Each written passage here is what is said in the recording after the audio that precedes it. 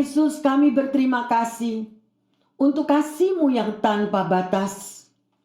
Kasih-Mu yang berlimpah-limpah di dalam kehidupan setiap kami.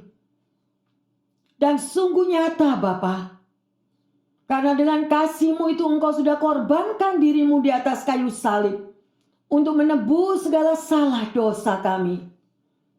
Bapa, ajarkan kepada setiap kami pengorbanan-Mu yang luar biasa itu.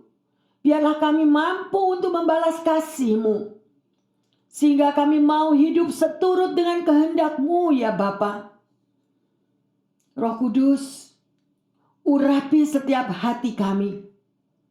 Urapi hamba-Mu juga, sehingga kami lebih mengerti Tuhan apa yang Engkau mau ajarkan pada siang hari ini kepada setiap kami.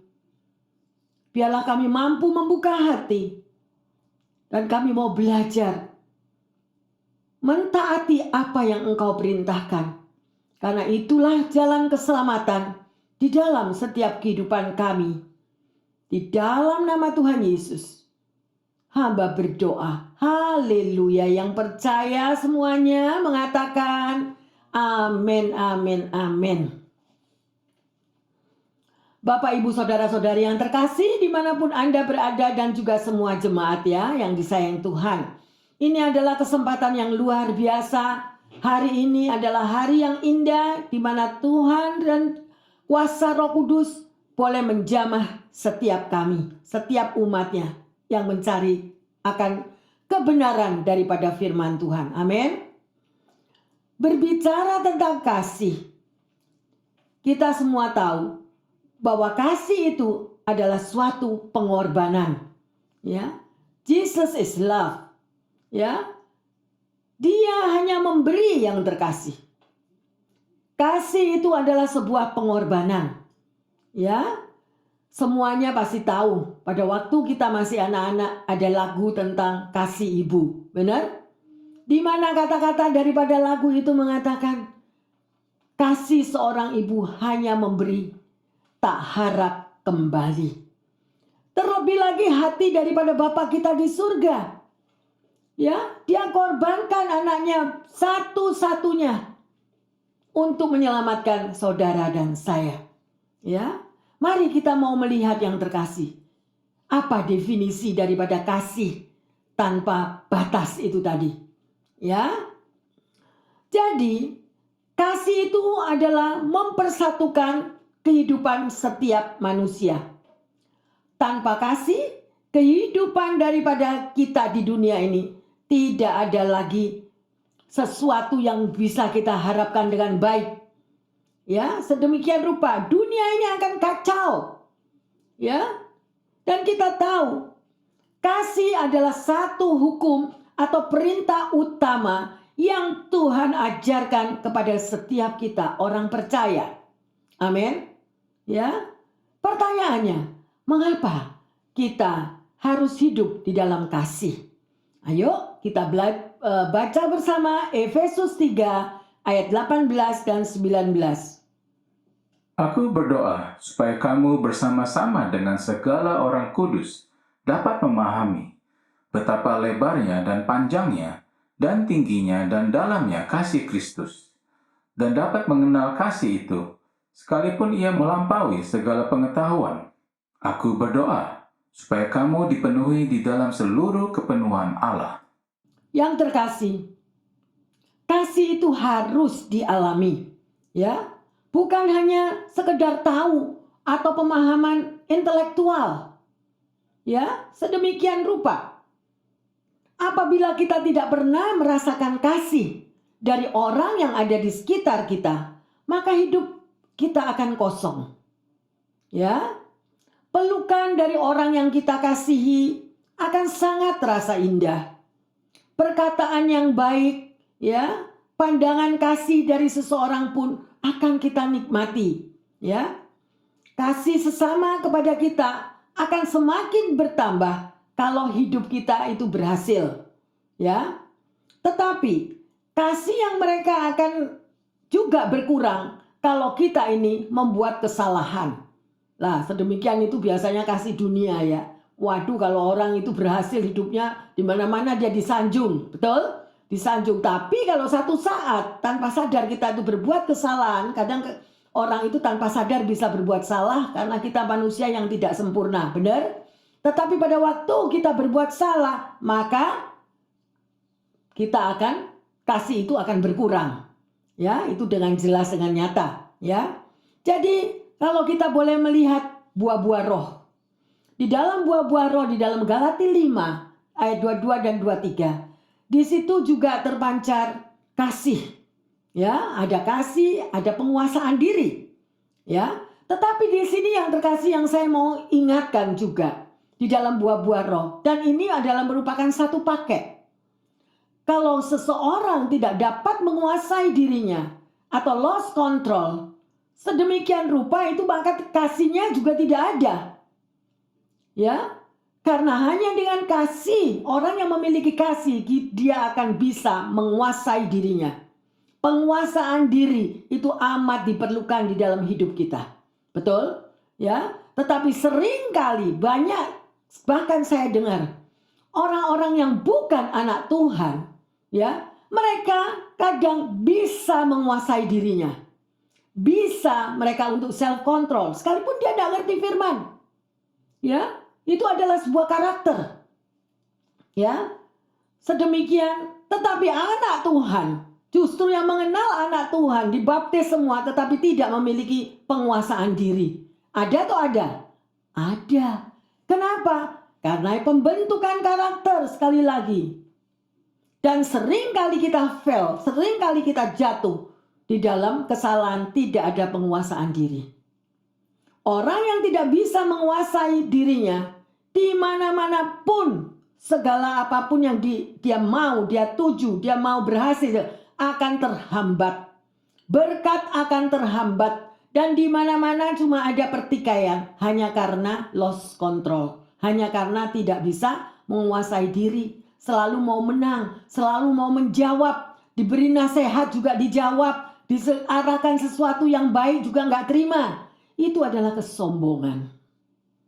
Ya, ayo, firman Tuhan itu hanya menegur untuk membawa kita kepada jalan yang benar. Supaya kita ini, berkat kita ini tidak terhalang. Ya, sedemikian rupa yang terkasih.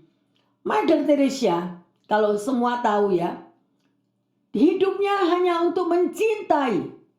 Ya, begitu besar cintanya. Dia nyatakan dengan satu praktek yang sangat nyata. Ya, dia hanya memiliki cinta. Dan kalau ditanya, apa yang lebih dari itu Mother Teresa? Ya, dia bilang tidak ada. Selain lebih dan lebih lagi mencintai. Mencintai orang yang terhilang, mencintai anak-anak yang terkapar.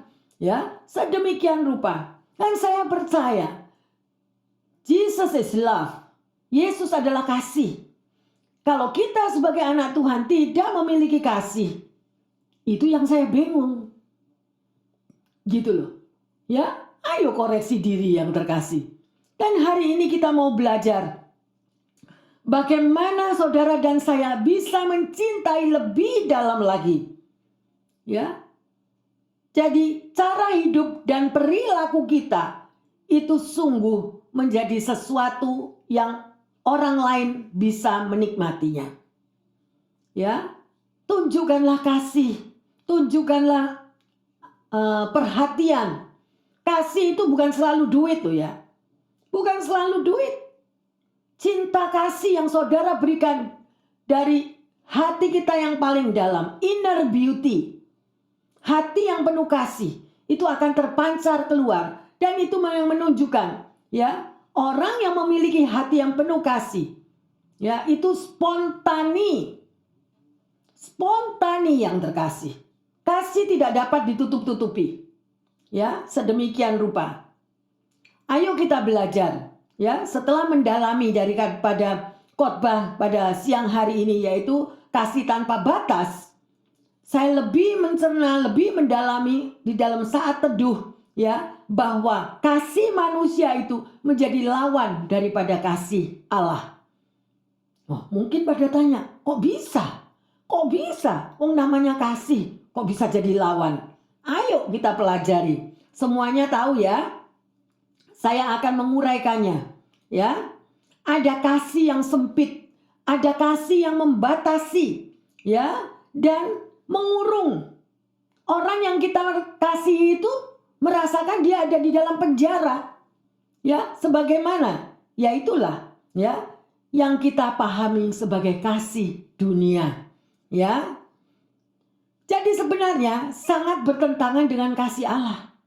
Kalau Anda membaca di dalam Matius 16, di situ dikatakan, ketika Petrus berkata kepada Yesus pada waktu dia berjalan menuju kayu salib, ya, pada saat-saat penderitaannya, Petrus mengatakan, Tuhan, Engkau nggak boleh mati, Engkau nggak boleh disiksa sampai di kayu salib, ya. Sedemikian rupa. Perkataan Petrus yang demikian, bukankah itu perkataan kasih? Dia nggak mau lihat Yesus disiksa, nggak mau lihat Yesus mati di kayu salib, ya, sedemikian rupa. Tetapi kita tahu yang terkasih, ya, itu dari hatinya Petrus yang karena dia merasa aku mengasihi Yesus. Tapi kita tahu apa jawab Yesus, ya. Kalau Anda membaca lagi di situ, ya, Yesus malah menatap Petrus dan berkata, enyahlah iblis. Loh, padahal dia memberi kasihnya kepada Yesus. Tetapi Yesus mengatakan, pergi, enyahlah engkau iblis. Ya, padahal maksudnya Petrus itu secara daging manusia itu maksudnya baik. Aku tidak mau engkau menderita, Yesus. Tapi engkau kok sekarang menjawab aku iblis. Ayo, bagaimana kalau Anda yang waktu itu juga dekat sama Yesus? Kita mau peluk Yesus, jangan Yesus, jangan naik ke kayu salib, jangan. Mungkin kita juga diusir seperti Petrus diusir, benar? Sedemikian, ya. Kemudian apa waktu itu yang kalau Petrus lakukan? Dia marah, dia pergi. Ya, dia akan menjawab, aku ini mengasihi kamu. Kok sekarang kamu yang dibilang Bapa pengasih, penyayang, sekarang aku dibilang enyahlah iblis. Bukankah begitu banyak juga untuk saudara dan saya? Pada waktu engkau dibimbing oleh mentormu, pada waktu engkau dituntun, ya, sedemikian rupa, baik oleh guru maupun oleh orang tua semuanya, bagaimana reaksi kita? Ya, sering kali tanpa kita sadari, perkataan yang keluar dari dalam diri kita nggak ada kontrol, dan kita menyakiti orang lain. Petrus juga bilang, aku nih sayang kamu, Yesus, kok aku dibilang iblis sekarang? Nah, kita belajar yang terkasih. Kita belajar lebih dalam lagi di sini. Ya, udah cukup Yesus, cukup. Aku nggak mau lagi deket-deket kamu. Nah, itu biasa reaksi manusia, ya. Banyak sekali anak-anak Tuhan yang bersimpati juga kepada para pemberontak. Yang nggak ngertinya, mereka itu lagi dibentuk oleh Tuhan. Setiap daripada kita ini dibentuk loh karakter kita. Kita dikerat. Kita kan udah denger tau khotbahnya anak panah. Anak panah berapa minggu yang lalu itu dikerat, dihaluskan, dipasrah sedemikian supaya jadi anak panah yang tajam. Demikian juga kehidupan seorang anak Tuhan. Supaya kita tepat pada waktunya, kita boleh menjadi berkat bagi kerajaan Allah dan juga bagi sesama kita. Balik lagi, ayo kita belajar tentang kasih ini tadi, ya, lebih dalam lagi. Sedemikian rupa, ya. Perkataan Yesus tadi yang mengatakan, enyahlah engkau iblis. Sakit loh itu. Sakit nggak? Ya toh, misalnya Anda mengasihi seseorang, kemudian Anda memberikan perhatian, terus Anda diusir sedemikian rupa. Ya, tapi kita mau belajar yang terkasih di sini. Memang ada kasih yang bersifat iblis. Nah, inilah kasih yang sangat bertentangan dengan kasih Allah. Ya. Dan kasih semacam itulah yang menghalangi kasih Allah dan akan menyekat dan mencekik, mematikan gerak kasih Allah di dalam kehidupan setiap kita. terhalang hanya karena apa? Kedagingan kita. Nah, ya, ini kita belajar lebih. Ya, saya sendiri belajar di sini. Bisakah kita memahami akan hal ini? Ya, sedemikian rupa. Kasih manusia itu membatasi yang terkasih. Membatasi gimana? Ya, merengkuh, meremukkan, tidak mau lepas, bahkan membebani orang yang kita kasihi. Berhati-hatilah para orang tua. Ya, sedemikian rupa kita sebagai orang tua juga belajar. Ya, kita nggak mau masuk di dalam segala, apalagi kalau anak kita sudah menikah. Saya tidak pernah mencampuri anak-anak saya yang mereka sudah married. Kalau mereka ada masalah, mereka datang, baru kita memberikan jalan keluar. Tetapi kita tidak kontrol dan tidak pasang mata terus kemana-mana. Ya, itu yang membuat kehidupan mereka tercekik. Ya, kehidupan mereka tidak bisa bebas. Ya, buanglah sifat yang demikian, karena itu adalah kasih orang tua yang terlalu protektif. Ya, banyak sekali orang tua yang mengalami hal itu sampai tidak berani menegur anaknya. Ya, sedemikian. Jadi anak terus dimanja dan salah didik, padahal tidak mengerti bahwa kasih yang demikian itu menjerumuskan anak kita sendiri. Ya, sekali lagi, Yesus berkata kepada Petrus, "Enyahlah iblis, engkau suatu batu sandungan bagiku. Sebab engkau bukan memikirkan apa yang dipikirkan Allah, melainkan apa yang dipikirkan manusia." Nah, itu loh. Jadi kita harus mikir loh yang terkasih. Di dalam kita bertindak, koreksi diri terlebih dahulu. Apakah tindakanku ini sesuai dengan kehendak Tuhan? Apa kehendak kedaginganku? Ya, sedemikian. Kasih yang membuat kita tidak peduli pada orang lain, itu juga tidak benar. Hanya memikirkan dirinya sendiri, itu egois namanya. Itu juga nggak boleh. Ya, tetapi di sini Yesus membedah hati Petrus. Ya, untuk mengeluarkan kasih yang egois yang ada di dalam dirinya Petrus. Ya, sedemikian rupa saya juga belajar di dalam hal ini yang terkasih. Jadi, kasih daripada manusia kalau penuh dengan kedagingan itu bertentangan dengan kasih Allah. Oleh karena itu, kata iblis dipakai di sini berarti musuh atau lawan, ya, daripada kasih daripada Yesus. Itu suatu hal yang sangat menakutkan. Saya berharap pendengar yang setia mengerti pada poin ini. Ya, jadi banyak anak Tuhan tidak bisa memisahkan kedua macam kasih ini. Ya, mereka mencampur adukan keduanya. Kasih egois itu untuk keluarganya. Ya, menjadi penghalang dari pencurahan kasih Allah terhadap keluarganya. Ayo kita mulai berubah, mulai dibukakan satu-satu, ya. Ada seorang teologi, dia bernama William Barclay menyatakan, terkadang kita membuat kesalahan kalau kita berpikir bahwa kasih itu dimaksudkan untuk memberi kebahagiaan. Memang pada akhirnya demikian, tetapi kasih juga dapat memberikan rasa sakit dan menuntut salib. Ya, kita melihat fakta bahwa pada umumnya seseorang akan mengasihi orang yang mengasihinya juga. Ya, namun praktek daripada kasih Tuhan Yesus ajarkan berbeda dengan kasih pola dunia. Ngerti ya sampai sini? Haleluya, amin. Yesus menyimpulkannya demikian. Apabila kamu mengasihi orang yang mengasihi kamu, apakah upahmu?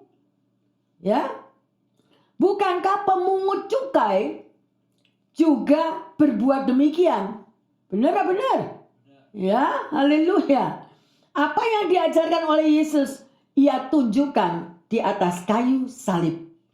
Kebencian daripada orang-orang yang mengelilingnya menyebabkan Yesus rela disalib. Ya, karena kebencian mereka pun berseru, salibkan dia, salibkan dia. Tetapi karena kasih, Yesus berseru, "Ya Bapa, ampunilah mereka." Bagaimana dengan kasih Anda dan saya? Memang kita belum sempurna, tetapi kita mau belajar. Semoga apa yang kita terima firman ini, pikiran kita dibukakan. Jangan memiliki kasih yang egois. Amin. Ya, haleluya. Sampai ada orang yang berkata ya, orang Kristen itu lebih bodoh, lebih on daripada orang dunia. Sampai gitu loh, ya. Loh, kenapa? Ya itu tadi yang dikatakan, orang dunia yang tidak ngerti Yesus, mereka punya self control. Mereka punya penguasaan diri. Tetapi anak Tuhan malah tidak bisa. Saya tidak bilang semua, tapi ada orang-orang sekalipun anak Tuhan tidak bisa mengontrol dirinya. Ya, pernah ketemu? Haleluya. Ya, sedemikian ya. Akhirnya Alkitab juga berkata, ya, kalau kita nggak bisa menguasai diri, apa yang kamu tabur itu juga akan kamu tuai. Jadi balas-balesan ngapain? Ya, lebih baik kita mau hidup benar, hidup terkontrol dengan apa yang Yesus ajarkan melalui firman-Nya. Bapak, Ibu, saudara-saudari yang terkasih, bagaimana saudara dan saya itu bisa menjadi sumber aliran-aliran air hidup kepada dunia? Ya, jika saluran kasih Anda dan saya itu tersumbat, dibatasi, tercekik sedemikian rupa, disempitkan atau dilumpuhkan oleh kasih yang egois, kita nggak akan bisa menjadi aliran air hidup yang penuh kasih. Ya, ayo kita berubah mulai saat ini. Ya, Allah tidak bisa lagi bekerja melalui saudara dan saya. Ya, Dia tidak bisa bertindak. Selanjutnya apa yang terjadi? Secara perlahan dan semakin lumpuh dan mati kasih Allah yang ada di dalam diri kita, sekalipun kita ini mengaku anak Tuhan. Tapi sebetulnya nggak ada kasih Tuhan di dalam diri orang yang sedemikian rupa. Yang ada adalah kasih egois, kasih kedagingan. Tidak merasakan bahwa di tengah keluarganya ada yang tercekik, ada yang tersumbat, ada yang sampai gak bisa napas. Sekalipun mereka memikirkan, aku memberikan kasihku, pengorbananku kepada keluargaku yang luar biasa. Tetapi mereka tidak pernah melihat. Why? Karena ada something wrong. Ya, sedemikian rupa yang terkasih. Kita belum tahu bahwa kasih yang diberikan oleh Yesus adalah kasih tanpa batas. Ya, kasih yang tidak ada batasnya, kasih yang tidak terhingga, ya, yang tidak terkurung oleh segala batasan manusia, ya, dan tidak pernah Yesus mengatakan ini punyaku, ini milikku, ya, ini keluargaku, ini orang tuaku, ini anakku, tidak ada itu, ya. Tetapi anak-anak Tuhan banyak sekali, atau apa yang kita pernah dengar. Only me, I, mine. Me. I. Seperti tadi yang dibilang, apa bedanya kamu dengan pemungut cukai tadi? Kalau kamu mengasihi orang yang mengasihi kamu. Saya berharap di tahun ini, bersihkan tanah hati kita, untuk kita tetap mengasihi sesama kita. Saya teringat pada waktu murid-murid Yesus berkata kepada Yesus begini, Yesus, kamu dicari sama saudara-saudaramu dan ibumu. Apa jawab Yesus? Siapa saudaraku? Siapa ibuku? Mereka adalah orang-orang yang melakukan kehendakku. Ya. Bagaimana dengan Maria? Sebagai ibu Yesus mendengar demikian. Tapi dia tahu posisinya. Bahwa Yesus sedemikian rupa adalah Bapa, adalah Tuhan. Ya, Maria tidak sakit hati. Orang yang melakukan kehendakku. Ya, orang-orang yang di luar sana, orang-orang yang di dunia negara-negara yang lain, mereka yang mencintai Yesus, itulah keluargaku, itulah ibuku, itulah bapakku. Jadi keluarga besar, keluarga Allah. Gak ada me, I, mine. No. Ya, yang terkasih. Jadi kalau Anda dan saya menjadi anak-anak Allah, harus memiliki DNA Jesus. What is DNA Jesus? Kasih Allah. Amin. Ya, jadi begitu besar kasihnya. Seluruh dunia yang mencintai Yesus itu adalah anak-anak keluarga Yesus, orang tua Yesus. Ya, apa saja yang dibilangkan. Siapa ibumu? Ya, ibumu ada lagi nunggu di luar, kata muridnya. No. Ya, orang-orang yang melakukan kehendakku, itulah keluargaku. Ayo, mulai sekarang, kalau Anda menjadi keluarga Allah, lakukanlah apa yang menjadi kehendak Bapa. Anda tahu dari mana? Lakukan firman Tuhan. Peliharalah kasih persaudaraan. Ya, memang kita berbeda karakter, memang kita berbeda apa saja. Ya, tapi tadi yang terkasih, ya, Tuhan sudah ajarkan kasih tanpa batas. Amin. Lakukanlah hal itu. Ya, luar biasa. Sekali lagi, kasih Yesus itu tidak terbatas, tidak mengenal pagar pembatas, tetapi yang membatasi kasih saudara dan saya itu adalah aku ini loh, si aku ini loh. Aku gak mau punya tetangga kayak gitu. Orangnya ini, orangnya itu. Aku gak mau itu. Yang jualan di toko sana. Itu pelit, itu ini, itu. Semua ada, perbedaan ada. Tapi ayo setelah kita dengar akan firman Tuhan ini, kita mau bersihkan tanah hati kita. Amin. Bersihkan tanah hati kita. Mulai sekarang gak ada lagi kata-kata negatif. Mulai sekarang lagi gak lihat kekurangan orang lain. Oh, kekurangan kita sendiri banyak. Masih belajar. Amin. Ya, haleluya. Jadi kita harus mengerti yang terkasih. Inilah poin daripada perikop akan hari ini. Ya, kasih tanpa batas. Jangan membuat kasih itu begitu sempit dan egois. Ya. Mari kita baca di dalam Yohanes 3 ayat 16. Karena begitu besar kasih Allah akan dunia ini, sehingga ia telah mengaruniakan anaknya yang tunggal, supaya setiap orang yang percaya kepadanya tidak binasa, melainkan beroleh hidup yang kekal. Amin. Ya, jelas sekali di sini dikatakan. Ya, bayangkan, ini anaknya yang tunggal dia kasihkan. Ya, bahkan sampai di atas kayu salib. Yang luar biasa sekali. Kalau mungkin orang itu punya anak 8 orang atau 10 orang. Terus ada satu yang on misalnya. Kasih aja ke pendeta. Kasih aja ke pendeta biar diajar firman Tuhan. Biar dia jadi pendeta juga. Berapa banyak itu? Saya dengar sendiri loh. Gitu. Sedemikian. Kalau kita mau memberi kepada Tuhan, berilah yang terbaik. Amin. Ya, nggak hitung-hitungan. Ini Tuhan cuma punya satu anak tunggal. Ya, saya nggak bisa bayangkan kalau kita yang hidup di dunia ini anaknya cuma satu. Kemudian diminta oleh negara untuk jadi army. Waduh, gimana rasa beratnya. Bagaimana Maria sebagai ibu melihat anaknya disiksa sampai tersalib di kayu salib. Hati yang hancur luar biasa. Tetapi Maria tahu akan kehendak Bapa. Amin. Haleluya. Yeremia 31 ayat 3. Dari jauh Tuhan menampakkan diri kepadanya. Aku mengasihi engkau dengan kasih yang kekal. Sebab itu aku melanjutkan kasih setiaku kepadamu. Amin. Ya, sedemikian rupa apa yang dikatakan Yesus.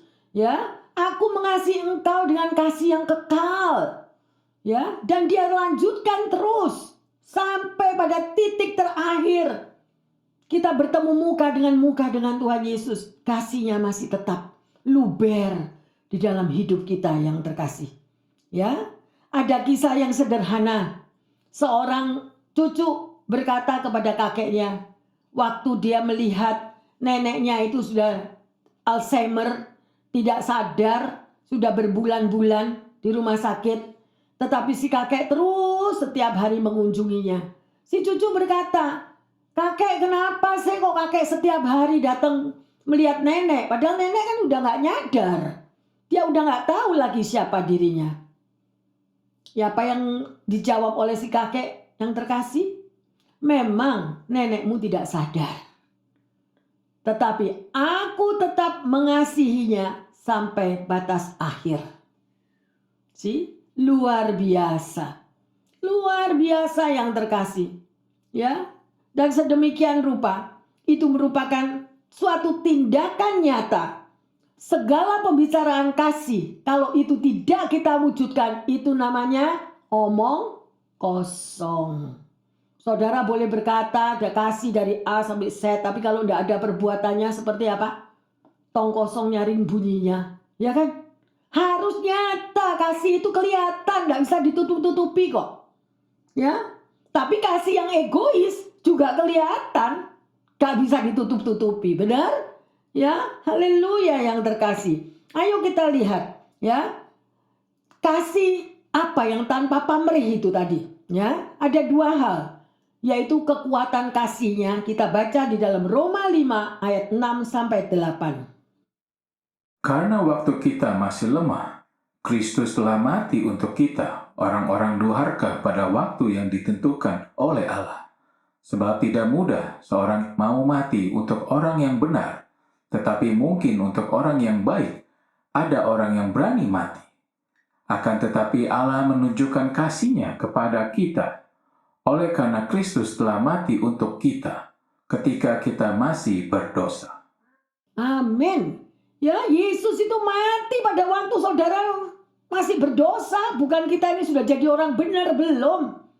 Sampai kita ini dipanggil pulang, kita ini masih banyak salah kita. Benar? Tetapi kasih Bapa tidak dapat dipatahkan. Terus dan terus dia mau mengasihi saudara dan saya. Nah sekarang, apa nggak guilty sih kita ini? Masa tiap hari mau dosa terus? Masa tiap hari mau egois terus? Hidup di dalam kasih yang egois itu tidak berkenan di hadapan Tuhan. Oleh karena itu firman-Nya dinyatakan, ya. Kasih Yesus itu adalah kasih yang kuat yang terkasih. Ya, objek yang dikasihi bukan orang benar loh. Objeknya adalah kita orang yang berdosa, benar? Ayo kita lanjut. Ya, yang kedua, Sakaria 7 ayat 9. Beginilah firman Tuhan semesta alam. Laksanakanlah hukum yang benar, dan tunjukkanlah kesetiaan dan kasih sayang kepada masing-masing. Kepada siapa yang terkasih? Masing-masing. Ya. Kalau di dalam diri kita, ayo koreksi diri. Kepada masing-masing itu berarti kepada setiap orang. Nggak pakai batas-batasan. Nggak pakai menjauh-menjauhan. Ada atau ada? Sering lihat ini. Ya, sedemikian rupa yang terkasih. Kita tidak boleh menindas orang yang lemah. Artinya, ya, memanfaatkan kelemahan orang lain. Itu nggak boleh. Ya, sejauh mana, sekalipun Anda gerundel cuma di dalam hati, tapi Tuhan tahu kan? Ya, haleluya. Amsal 3:3-4. Janganlah kiranya kasih dan setia meninggalkan engkau. Kalungkanlah itu pada lehermu. Tuliskanlah itu pada loh hatimu. Maka engkau akan mendapat kasih dan penghargaan dalam pandangan Allah serta manusia. Amin. Jadi Bapak Ibu Saudara-saudari yang terkasih, kita tahu bahwa kekristenan tidak mengenal sekat dan batas di dalam mengasihi. Ya, marilah saudara dan saya menjadi kepanjangan tangan Tuhan dengan melanjutkan kasih setia Tuhan kepada orang lain dan hiduplah di dalam kasih Tuhan yang sempurna. Ya, dan itulah panggilan untuk saudara dan saya. Yesus sendiri yang sudah menjadi contoh bagi kita. Sungguh luar biasa. Lepaskanlah diri kita daripada kasih yang membelenggu itu. Ya, kasih yang egois, dan itu semuanya hanya karena anugerah. Martin Luther King berkata, kegelapan tidak dapat mengusir kegelapan. Hanya terang yang dapat melakukan itu. Kebencian tidak dapat mengusir kebencian. Hanya cinta yang dapat melakukan itu. Ayo, kita mau mentaati Yesus gak? Mau mentaati firman-Nya enggak sebagai anak Tuhan? Hari ini Bapak Ibu Saudara-saudari pendengar yang setia serta jemaat, kita sudah belajar kasih tanpa batas. Pertanyaannya, apakah kita sering merasa sulit untuk mengasihi seseorang? Ya, bagaimana prinsip mengasihi yang diajarkan oleh Tuhan Yesus?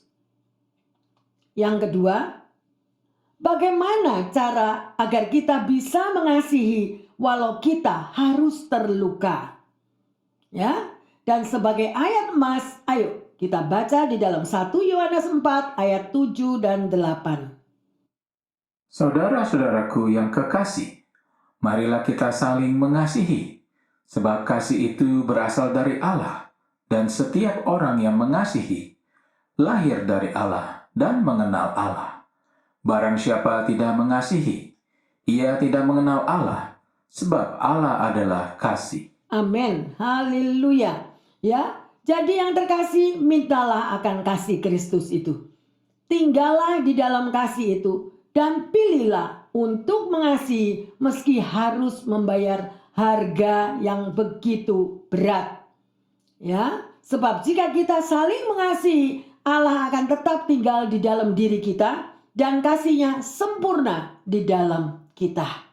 Sungguh luar biasa Bapak Ibu pendengar setia dimanapun Anda berada. Mari ya, kita sudah belajar hari ini tentang kasih tanpa batas. Ya, dan kita mau memuji menyembah ya bersama-sama dengan kami yang ada di sini, kasih dari surga.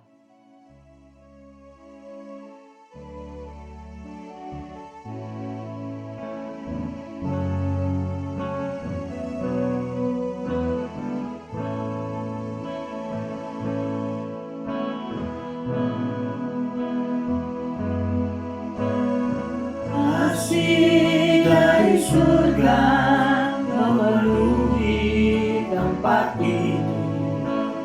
Kasih dari Bapa surgawi. Amin. Kasih dari Yesus mengalir di hati, membuat damai di hatiku. Yes Lord. Mengalir kasih dari tempat tinggi, mengalir kasih dari tata Allah Bapa,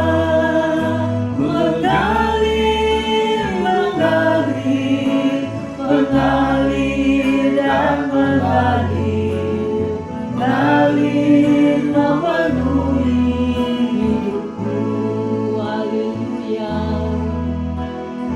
Kasih dari surga memenuhi tempat ini. Kasih dari Bapa surgawi. Benar Yesus. Kasih dari Yesus mengalir di hatiku, membuat damai di hatiku. Yes Lord. Mengalir kasih dari tempat ini. Rasakan aliran kasih Bapa. Mengalir kasih dari tata Allah Bapa,